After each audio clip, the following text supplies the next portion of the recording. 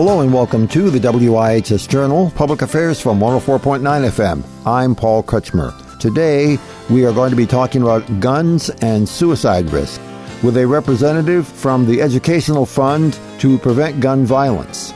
My name's Dakota Jablon, and I am the Suicide Prevention Specialist at the Educational Fund to Stop Gun Violence. I understand that there's some concern because people are spending so much more time at home that when there's stress and tension and what might be considered domestic violence, that solving it, in close quotes, might include using firearms either on oneself or on other members of your family if the conflict gets completely out of hand. Yeah, exactly. Since right now, under the COVID-19 pandemic, there are a lot of people that are stuck at home right now, which is a very stressful event in and of itself. And at the same time, many people are experiencing loneliness. They're isolated, a lot of stress, potential economic uncertainty. They may be drinking alcohol to deal with, that escalating stress. And then when a firearm is easily accessible, that just creates that deadly situation. And we're seeing that both for potential suicides as well as domestic violence incidents. Do things like that happen among people who have been using firearms for recreational purposes or for personal defense for quite some time and are presumably grounded in what the weapon is for, but when a time comes along that is kind of an overwhelming sort of thing, that they may lose or go past that earlier grounded knowledge and do something that's reckless?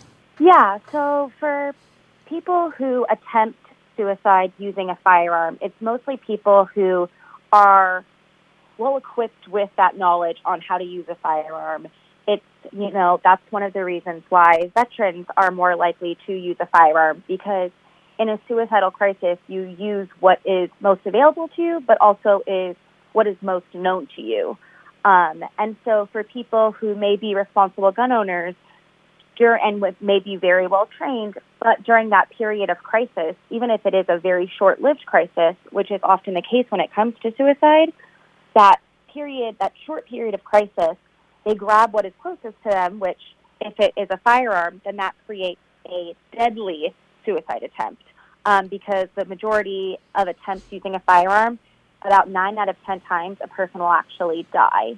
And that's why it's so important for gun owners to be well aware of this risk. And so when they see themselves or a loved one kind of not doing so great, stressed out right now because of the pandemic, and then they know that they're at home with that firearm, they want to practice safer storage, even if it's just for a short period of time, and wait for that risk to de-escalate. And then, can bring it back into the home, or maybe they decide that they always want to practice safer storage and maybe it shouldn't be in the home at all times, and they've brought it to a law enforcement officer, or they're just keeping it locked and unloaded with ammunition stored separately.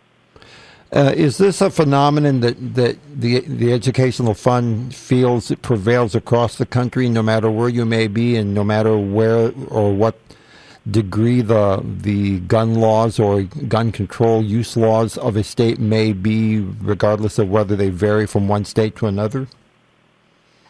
So every state does experience firearm suicide, and every state experiences suicide rates, but every state is not exactly the same. So there are states that have higher rates, and those states are the ones that have higher rates of gun ownership as well as looser gun laws. So Wyoming, Montana, and Alaska are the 3 states with the highest rates of firearm suicide. And those 3 states also have high levels of gun ownership as well as very weak gun laws. On the other side, a place like Connecticut, which has a very, very strong gun laws, has the 6th lowest firearm suicide rate. Go ahead. I was just going to say, it's not the gun owning a gun does not make someone suicidal.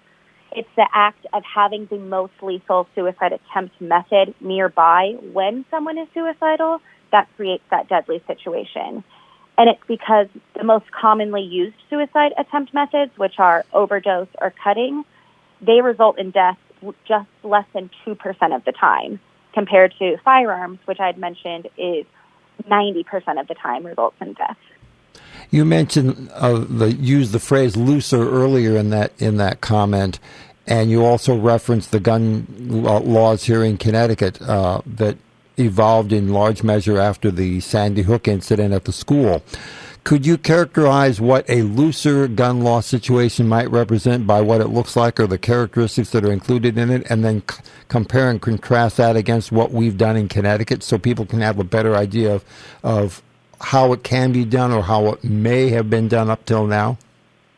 Yeah, so Connecticut has very strong gun laws.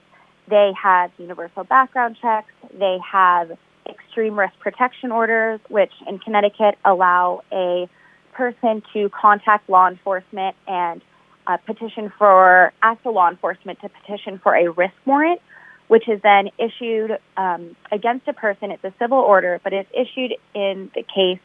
A lot of the time we actually have seen in Connecticut through research that it's been mostly used as a suicide prevention intervention. And so what it is that a person temporarily does not have access to a firearm. The firearms are removed from the person's home, and then after a year, they are given back to that person if the risk has subsided.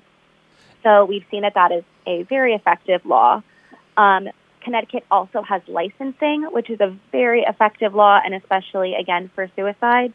And so requiring that you have to have a license in order to purchase and possess a firearm. And then the states that I had mentioned before, Alaska, Montana, and Wyoming, those states don't have universal background checks.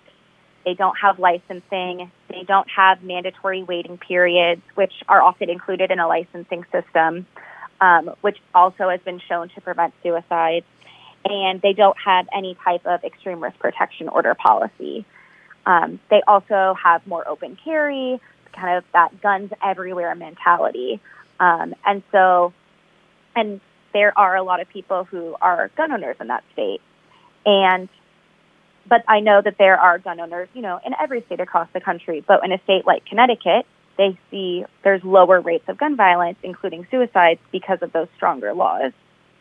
Would it be fair to say that in some of those states that you mentioned, that there may be a fairly good-sized proportion of the population that thinks of themselves under the rubric of the rugged individualism sort of thing, where they feel they can handle it themselves. They don't feel that other people have a right or responsibility to assist them in making sure that they are okay, and perhaps are the kind of rugged individual who, when they hit a point that is bigger than anything they've ever seen before, they just kind of crumble under it, and then that's when they do something that is dangerously rash? I think it's possible. I don't know as much about kind of that mentality, but I think that, there isn't, for suicide, there's not just one reason why someone attempts suicide. Right. A multitude of factors kind of influence a person's risk. And so whatever those reasons are, and we've seen with in past recessions, suicide rates go up with those of the recessions, and unemployment rates are going up. And we've seen it with, unfortunately, past pandemics in other countries and epidemics, that suicide rates go up afterwards.